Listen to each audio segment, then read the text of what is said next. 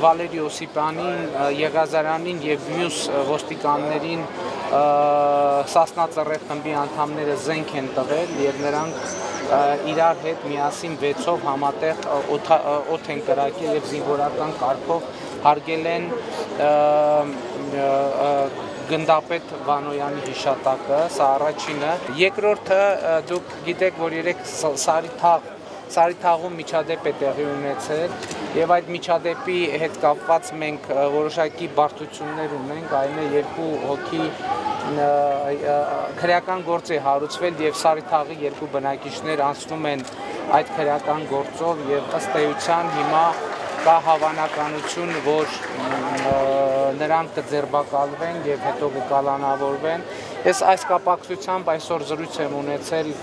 քննչական կոմիտեի ղեկավար Աղվան Հովսեփյանի հետ և ասել եմ իմ դիրքորոշումը, որ չեմ կարծում, թե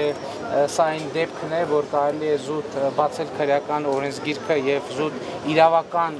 ընկալում ցուցաբերել հարցի նկատմամբ, որովհետև ինձ առավոտյանից զանգում են Սարիթաղի բնակիչներ և այս իրավիճակը բավականին մեծ լարվածություն է առաջացրել Սարիթաղում